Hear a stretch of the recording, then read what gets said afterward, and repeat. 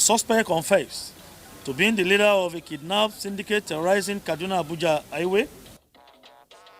Police arrest kingpin behind deadly Abuja-Kaduna train attack.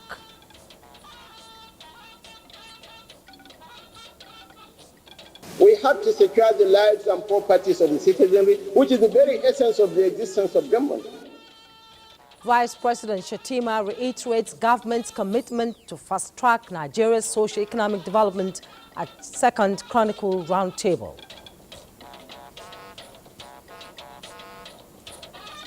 Also tonight, Nigeria Governors Forum affirms readiness to improve the welfare of workers.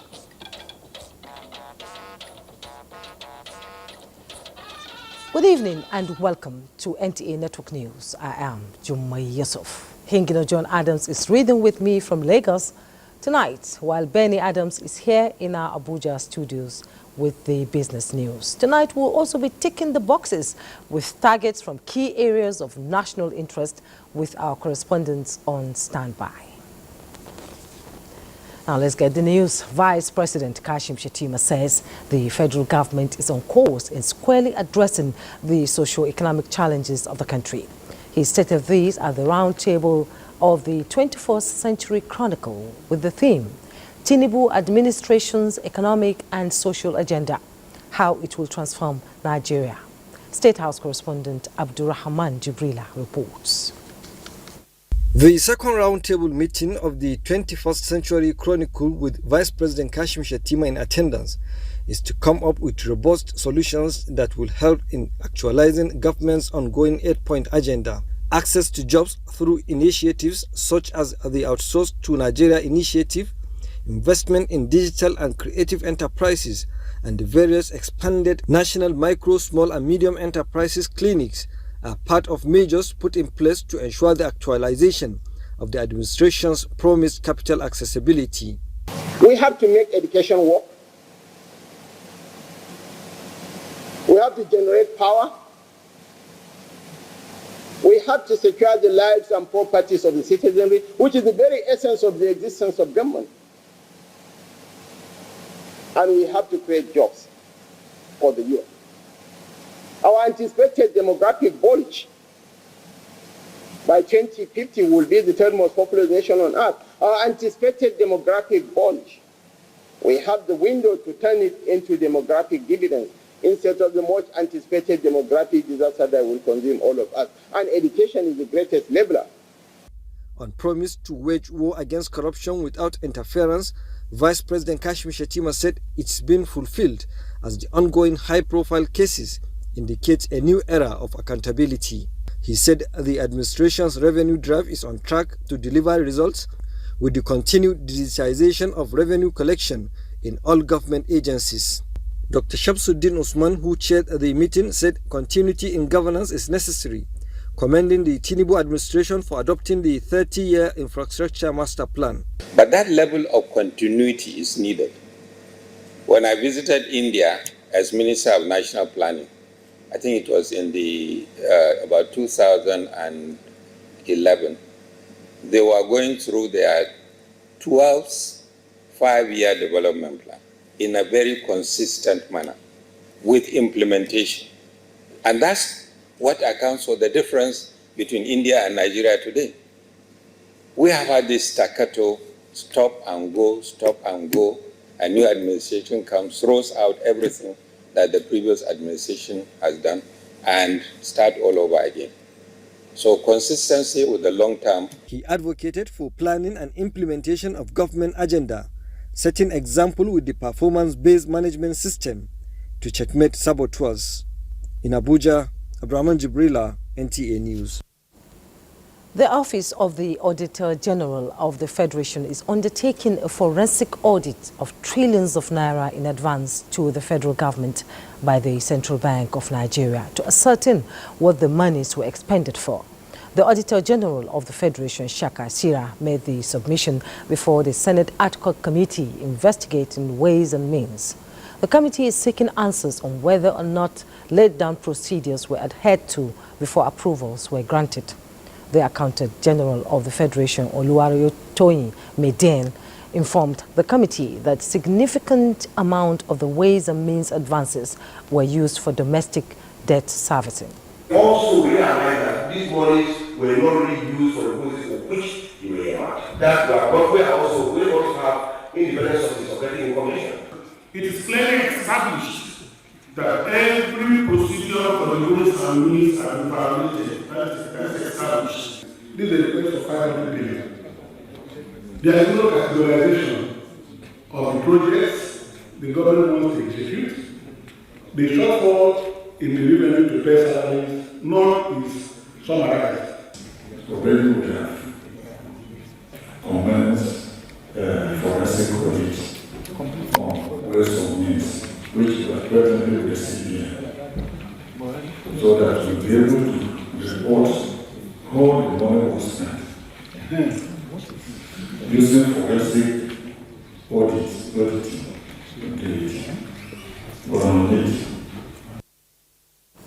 The committee wants all concerned agencies to furnish it with all necessary documents.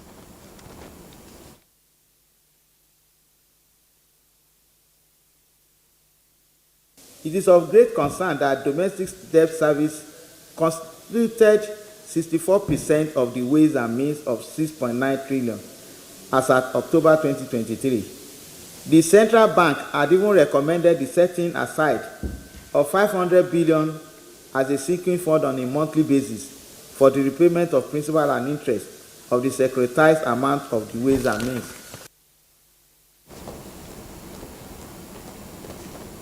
To other news, the Nigerian Governors Forum has pledged to sustain negotiations and leverage available fiscal infrastructure in improving workers' welfare.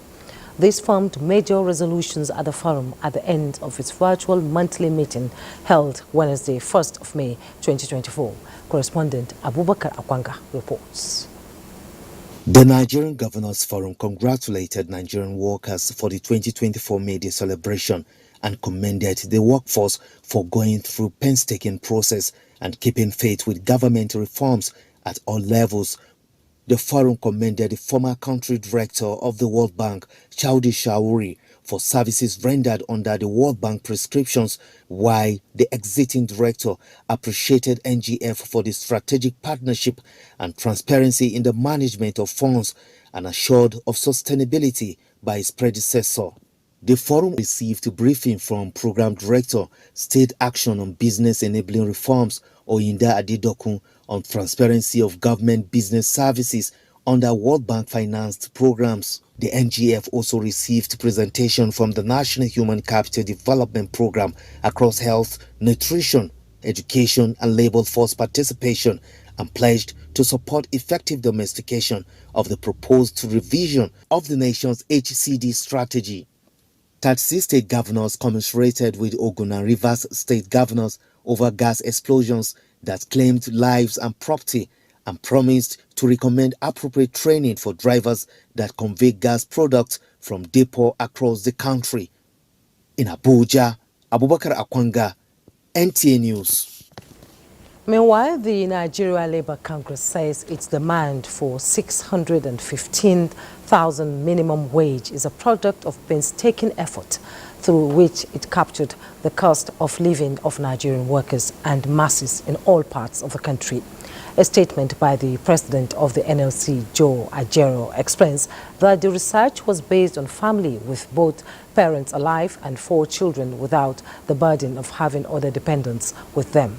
He noted that questionnaires were designed and sent to all the state councils of the NLC and TUC, from where these were sent to NLC and TUC members in all the local government areas in the country to gather the monthly cost of living for the average family.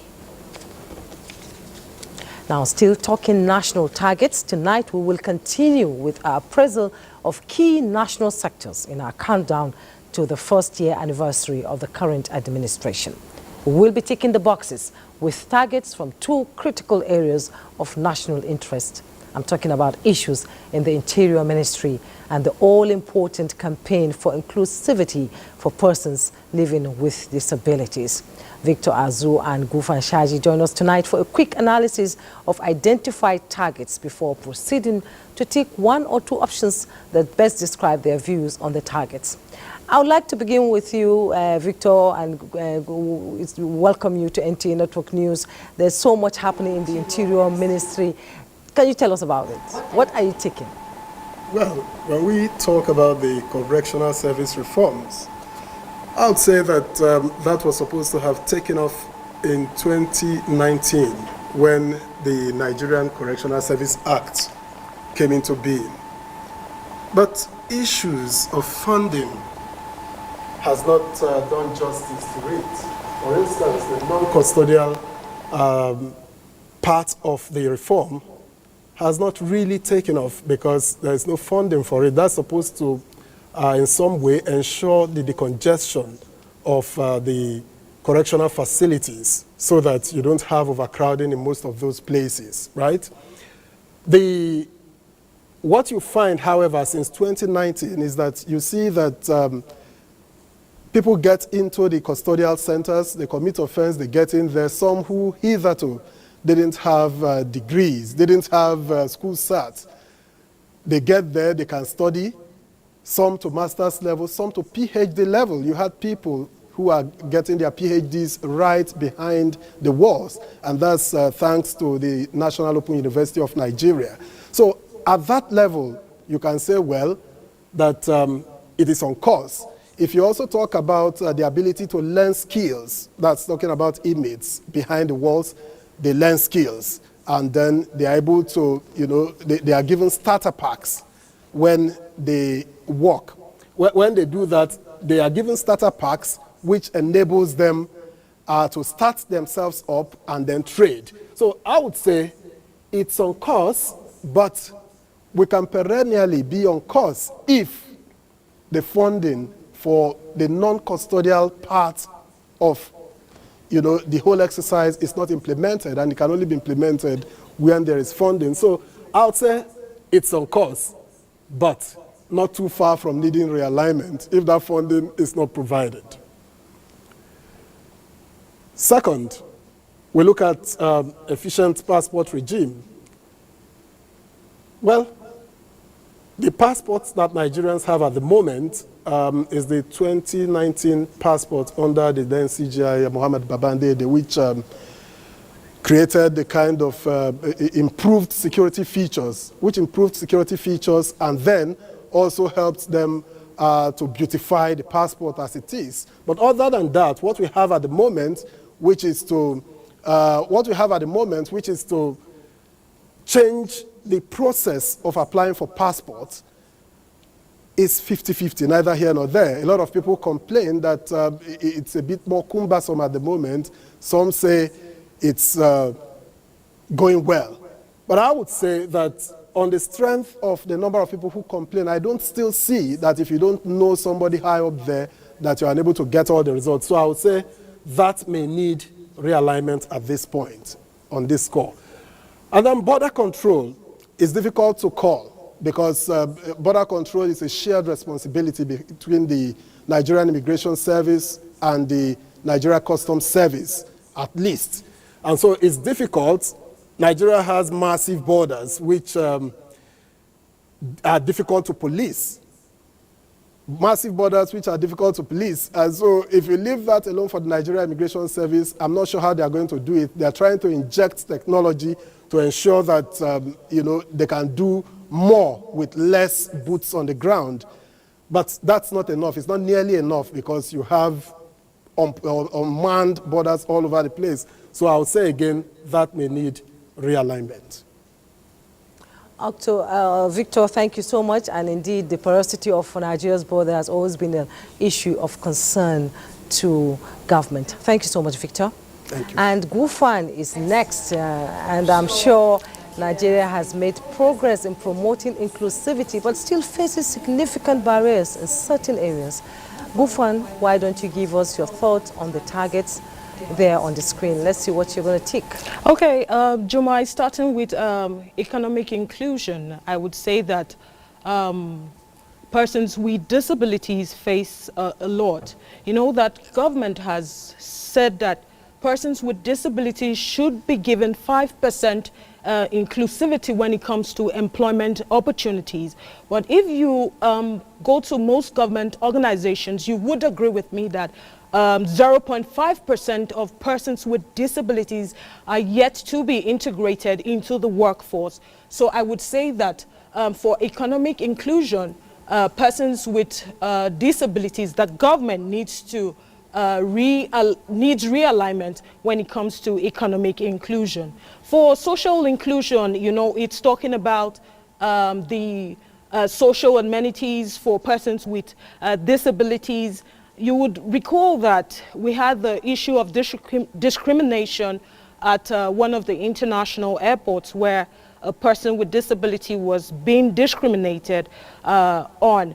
And this drew the attention of the National Commission for Persons with Disabilities. They took up the case, and that is also to say that for social inclusion, the National Commission for Persons with Disabilities has a portal where complaints are supposed to be channeled to, and, you know, violators of this social inclusion would actually face fines. So I would say that on this, government is on course. For political inclusion, I would say that this government has done a lot in including persons with disabilities into the political strata, like you have the appointment of a senior special assistant to the governor, to the president, I beg your pardon, on issues of disability. And across the country, in other states, you would also find that persons with disabilities are actually included in political inclusion. So on this, I would say that government is on course. But on a general, I would say that when it has to do with persons with disabilities, issues of inclusion still remains on the front burner. And thank you very much. Oh, Victor Gufan, thank you so much for your thoughts on these critical issues. We appreciate you. We'll take a break now. When we return, more on NTA Network News. Do stay. This is the NTA Network News on the network service of the NTA. We're live in Abuja. Now let's talk a bit about the fuel situation in major cities across the country. It is true that the situation has significantly improved, with the queues fast dissipating, but then we cannot but remain wary of the activities of fuel hoarders and its attendant consequences on the economy. Now, what do we know about the fuel hoarding and its effects? Fuel hoarding has been an issue in Nigeria for as long as we know it. And while it is lucrative business for some, it is clearly a nightmare for the majority. Analysts say the effects are far-reaching, as the scarcity created by fuel hoarders disrupt business activities, with a high propensity to negatively impact the economy. For instance, some of the realities in major cities across the country today are the endless queues in front of the few petrol filling stations that are open for business, plus the consequent waste of manpower, not discountenancing the rising sense of public frustration. In the transport sector, commuters are feeling the pinch and consumers are bearing the brunt of the increasing cost of goods and services. The NNPCL has assured Nigerians of availability of products for a 30-day period, attributing current shortages to disruptions in the supply and distribution chains, which it says have all been addressed. It is therefore clear that action is needed to address this issue as well as end fuel hoarding in Nigeria. Now, to speak more on this, let's bring in Ogboko Ukoha, who is the Executive Director, Distribution Systems, Storage and Retailing Infrastructure for the Nigeria Midstream and Downstream Petroleum Regulatory Authority. Thank you so much for joining us on Network News. Thank you, Jumai, for having me over as well. We can see the queues are gradually dissipating in cities like Abuja. I actually got to buy my fuel today, and I noticed that black market merchants still remain on major roads just by the petrol station, meaning chances are that fuel hoarders are still in play. Going forward, how best can we tackle this issue of hoarding of fuel by Nigerians with its attendant consequences on the economy? Jumai, thank you very much. As the regulator of the mid and downstream, our responsibility starts by preparing regulations, SOPs and guidelines for operators within the space. We also try to foster compliance with those. And where there is intransigence, we certainly do not shy away from enforcement. In relation to hoarding, economically speaking within the market, hoarding is just symptomatic of supply issues. And I'm happy to note that, as you've indicated, the queues are thinning out. But what is the authority doing about that? If you will recall, in January 2023, the authority sealed 8 depots in relation to certain various pricing and hoarding breaches. In the first quarter of this year, the authority did spot checks on over 16,000 retail outlets and sealed over 740 retail outlets. In relation to gas facilities, we also inspected 1,600 gas facilities, and we also sealed about 240 of those. Sadly, we noticed the jerrycan peddlers on the road, and we work with our security partners to disrupt those. The DSS, the Navy at the coastal side, and civil defense as well in dealing with that. But we would like to assure Nigerians that as every retail outlet and depot gets wet, people should just go about their business and purchase the quantities that they need. There is no need for panic. The supply gaps are being breached, and moving forward, we expect that there will be no queues in a matter of a few days. Yes, the issue of pricing is, it's a cause of concern for Nigerians, different prices and different petrol stations. Now, how can you explain it? Because Nigerians are worried, having to pay more. And what Ipman is saying is that bridging cost is the cost, for instance. There's no connection between bridging cost and pricing because with the withdrawal of the subsidy, equalization became a thing of the past. Currently, there's an open market system and the prices are not fixed by the regulator. So there's no connection between equalization and pricing. So the PIA requires us as the regulator to develop cost benchmarks and frameworks. The issue of equalization is being sunsetted by the authority. We're dealing with the arrears. We've been making necessary payments as we receive from those that are the creditors. We also disburse to the debitors, to those that we have our standings with us. And so it's a balancing act, and there is no connection between pricing and equalization. But in terms of pricing, the authority would like to advise every operator to operate within the prescribed norms. There is no room for profiteering or illegal profiteering and overpricing in this. And where there are proven incidents of that, the authority will not shy away from suspending licenses, withdrawing those licenses, and sealing those depots or retail outlets. Currently, as I speak, we have a vessel that's been detained in the first quarter of the year. 2 depots were sealed. And so we're taking our enforcement quite very serious. And the authority is will not shy away from enforcing, using its big stick where the situation requires that. Yes, indeed, with proper enforcement, I believe Nigerians will breathe a sigh of relief when they just drive into the petrol station and get fuel at a good price. Obugo, Ukoha, Executive Director, Distribution Systems, Storage, Retailing Infrastructure for the Nigerian Mainstream and Downstream Petroleum Regulatory Aid Authority. We thank you so much for your clarification on the issue. Thank you for coming on Network News. Thank you, Jumai. Moving on, the Ministry of Information and National Orientation and that of Sports Development have agreed to work together to revive the glory of sport as an avenue for national development.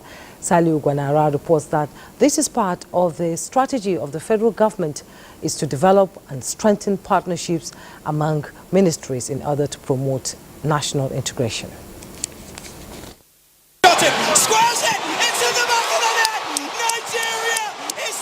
This engagement is to harness the power of sports and promote strategies on how to inculcate and sustain its spirit among the people for national unity and cohesion.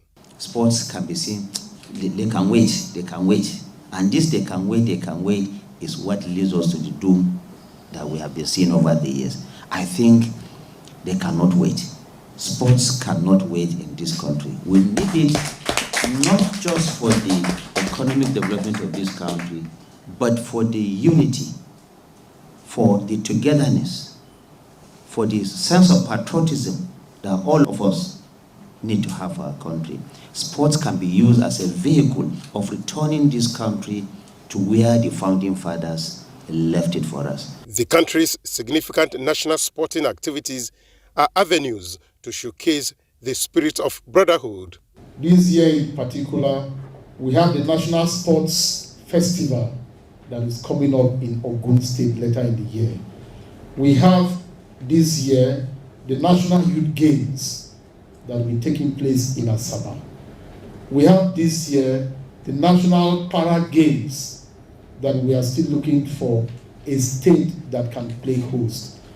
And we think, for example, that without the coverage of those sports and games, we are not able to encourage mass participation. There is a consensus among the two ministers that sports will be given the needed attention as a driver towards national rebirth. In Abuja, Saliu Gwanara, NTA News. The Nigerian police force has apprehended a suspected terrorist commander who allegedly masterminded the Abuja-Kaduna train attack and the kidnap of Greenfield University students. Francis Form reports that the force made this known at the end of an aerial surveillance mission of rail tracks and the Abuja-Kaduna highway. This is the air wing hangar of the Nigeria Police Force, the takeoff point for daily surveillance operations of Abuja-Kaduna rail tracks and highways. Helicopters and other critical assets have been deployed to serve as escorts to trains using the route, providing aerial support for the ground troops from the armed forces, police, and other security agencies deployed along the corridor. This special intervention and operations will be replicated in other major expressways and cities across the country through the establishment of the Special Intervention Squad, SIS. While in Kaduna, the force paraded 63 suspects for their involvement in different crimes, including the alleged leader of a kidnap syndicate who coordinated different attacks along the Abuja-Kaduna highway, including the train attack on that axis and the kidnap of Greenfield University students. The suspect confessed to being the leader of a kidnap syndicate terrorizing Kaduna-Abuja highway, ranked among other criminals like Dogo Gide and Bello Toji, the popular Bello Toji. The force says it will continue to collaborate with relevant stakeholders, employ innovative strategies, and harness the full force of the law to root out criminal elements. Francis Form, NTA News. Meanwhile, operatives of the FCT Police Command are said to have in custody two female suspects, Kulu Dogonyaro and Elizabeth Oja, in connection to the trafficking of 5 children. A statement by Police Public Relations Officer, FCT Police Command, Josephine Ade, says The suspects who attempted escaping arrest from police operatives in Sokoto were intercepted and arrested by FCT police operatives at Kagini Junction in Abuja, while suspiciously conveying 5 children into the Federal Capital Territory. The command has subsequently handed the suspects and victims over to the Sokoto State Police Command for further investigation and onward prosecution. The Commissioner of Police, FCT, Benneth Igwe, is urging parents to pay utmost attention to their words while reaffirming commitments to ensuring the safety of the residents in the FCT. He also called on residents to be vigilant and take advantage of the police emergency lines in reporting suspicious activities.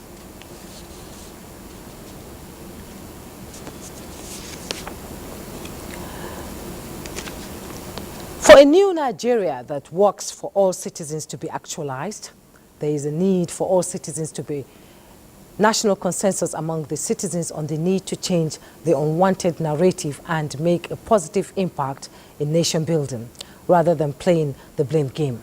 This formed part of topical issues discussed at the Prince Emeka Oba's inaugural memorial lecture tagged, "If This Giant Must Work, Manifesto for New Nigeria," put together to deepen the legacies of the late publisher of Business Hallmark, Joel Popola, has the report.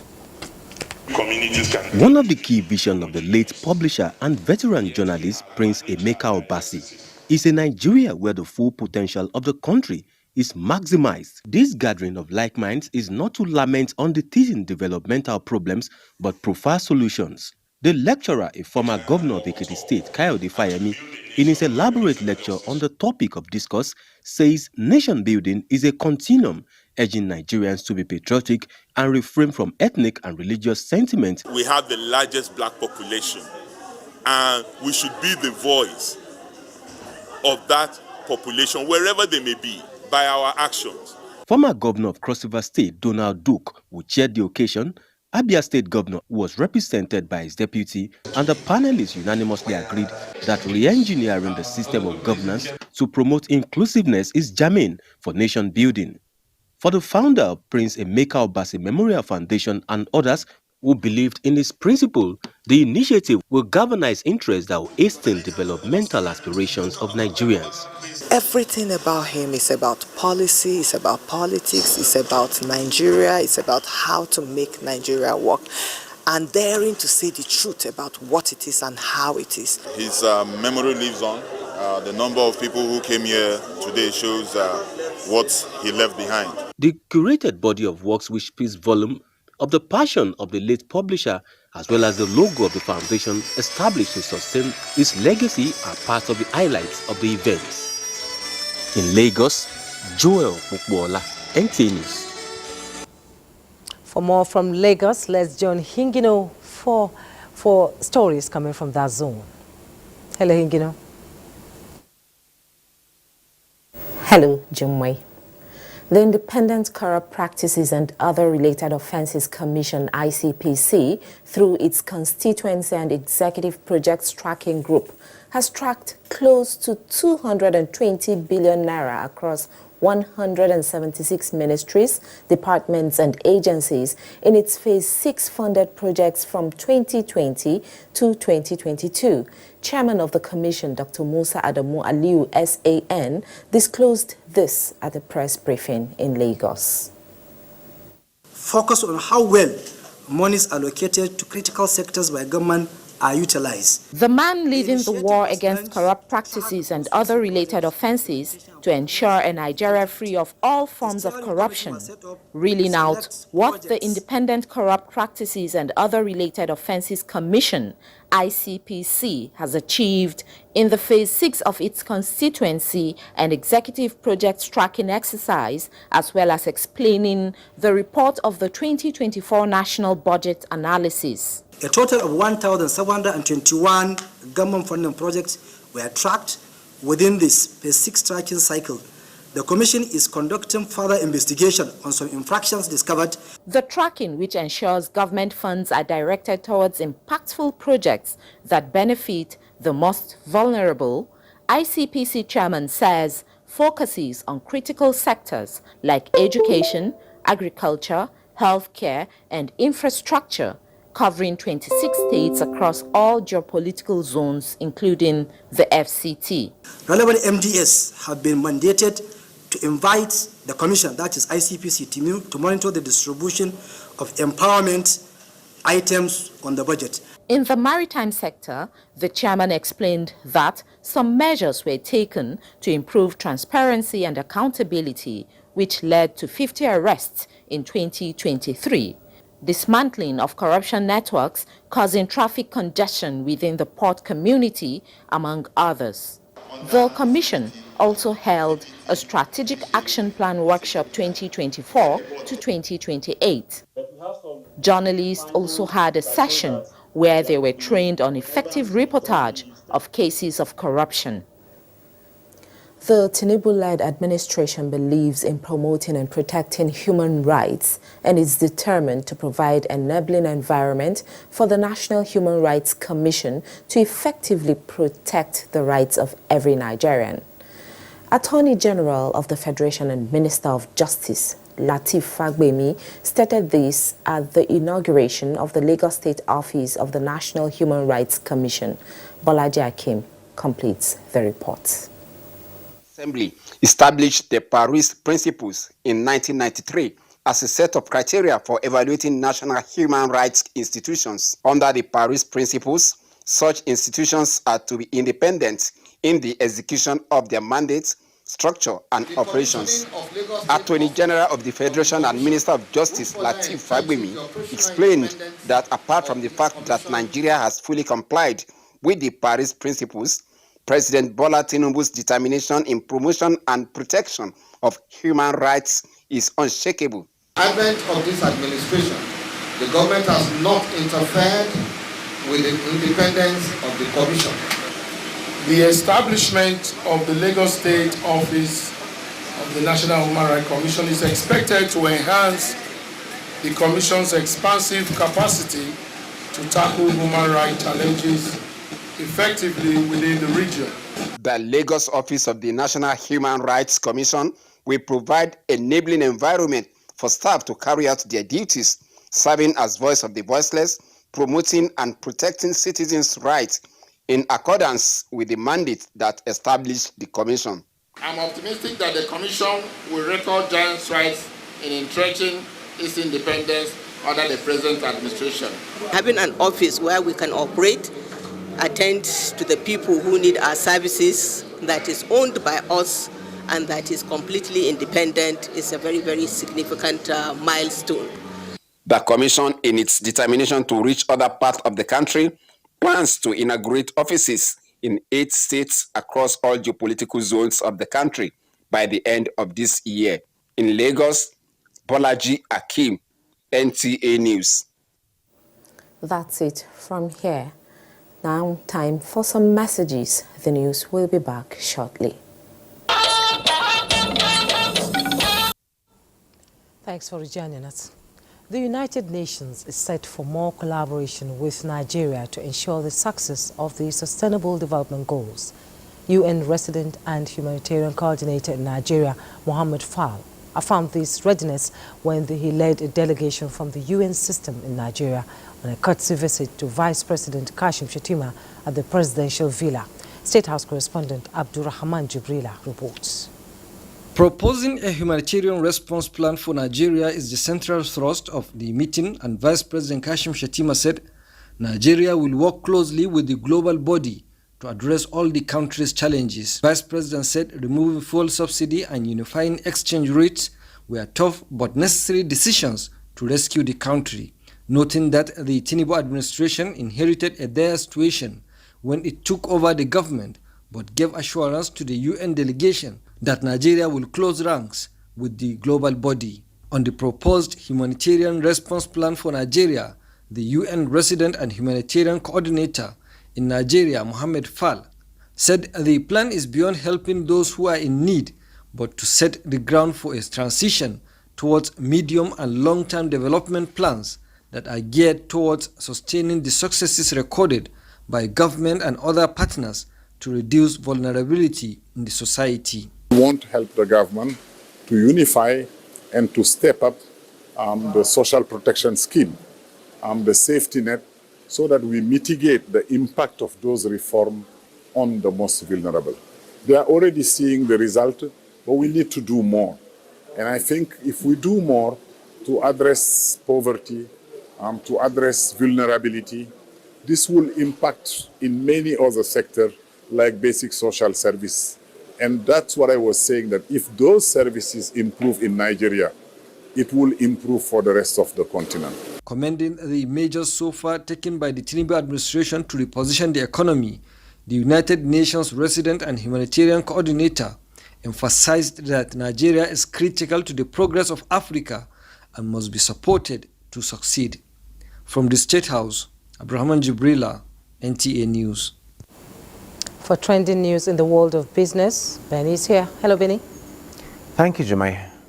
President of the World Bank Group, Ajay Banga, says African leaders should not accept the status quo where millions are trapped in poverty, where healthcare services, electricity supply and infrastructure needed to drive the economies are inadequate to support sustainable development. This was as he addressed leaders from across the continent of Africa in the just concluded Africa Heads of State Summit in Kenya.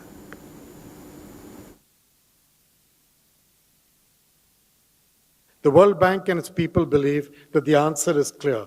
Africa can and must chart a course towards a brighter future. And this is not a pipe dream.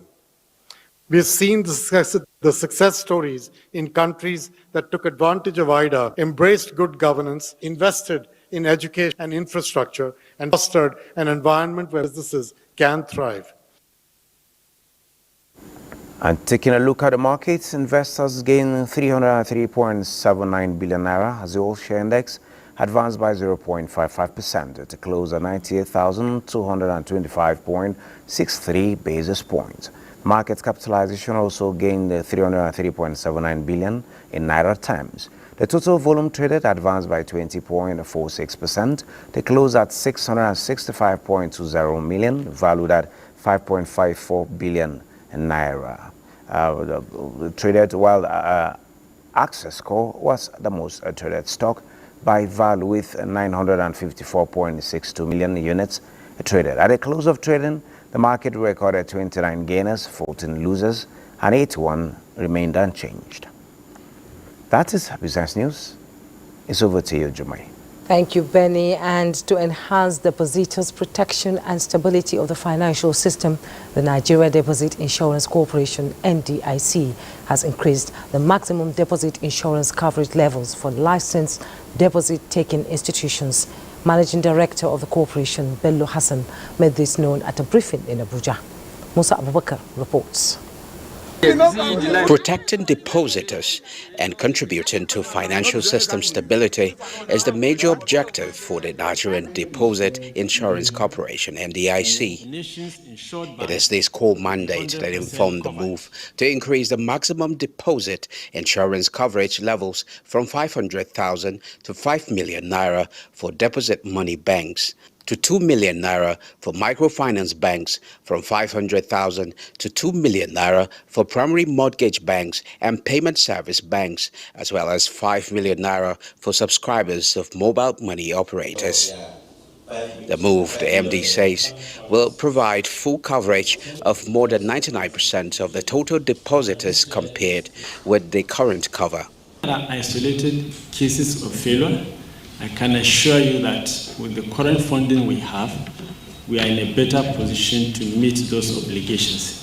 And beyond that, like I mentioned, there are also other additional sources of funding that have been provided in the Act which we can leverage on if there is the need to do that. But based on the assessment and the stress test that we have conducted, we believe that we have the capacity to meet those obligations. And I think that's what informed the decision by the Interim Management Committee. The revised deposit insurance coverage is said will balance the NDIC's goal of protection and financial system stability with incentive for depositors to practice market discipline, as well as prevent banks from unnecessary risk-taking. In Abuja, I am Musa Abubakar, NTA News. In its quest to mitigate against rising cases of road traffic crashes, fatalities and resultant fire outbreaks occasioned by trailer drivers conveying human beings and the current ugly trend of carrying of kegs with petroleum products and commercial buses, the Federal Road Safety Corps has commenced aggressive sensitization engagement. This is even as petrol operators gear up towards arresting passenger vehicles carrying such inflammable substances. In recent times, a number of crashes involving trailers and buses resulted in fire outbreaks that led to the death of many innocent commuters. In view of the urgent need to reverse this trend, the Corps Marshal Dauda Alibiu directed commanding officers to commence aggressive public education at all trailer parks, loading bays and their transit camps nationwide. The essence is to appeal to the conscience of drivers against recklessness on the roads, overloading, use of trailers to convey passengers and carrying kegs of petroleum products in buses. Dauda Alibiu also directed that petrol operatives should be vigilant and conduct checks on commercial buses against carrying inflammable substances like petroleum products in their vehicles. And Sport Update is next. In view of the decision by the Rivers State government, sponsors of Rivers United Football Club, to review the club's participation in all football-related activities due to alleged unfair actions against the team, an Abuja sports journalist says the NFF should handle the issue with care due to the club's contribution to the development of the game in Nigeria. I believe heads should be put together and the matter should be adequately reviewed in order not to rush into decision taking. Victor Osimhen and Ademola Lookman have been included in the Serie A team of the month for April. Osimhen was in great scoring form for Napoli in April as he netted 3 goals in 4 league games, while Ademola Lookman scored 1 goal and provided 3 assists for Atalanta in the Italian top flight last month. The team of the month was compiled by Football Facts and Statistics website whoscored.com. Away from football, in view of the announcement in April by the World Athletics that it would offer prize money at this year's Summer Games, the first sport in Olympic history to do so, 5-time Olympic champion Sir Steve Redgrave has warned that paying prize money to the athletics gold medalists at Paris 2024 will create an us and them situation between sports. Hence would prefer if the money was distributed to other sports. For Sports Updates, Bright Ebuchu, NTA News. And that's NTA Network News for tonight. Thanks so much for watching. On behalf of the production crew, we appreciate your time with us. I am Jumwe Yusuf.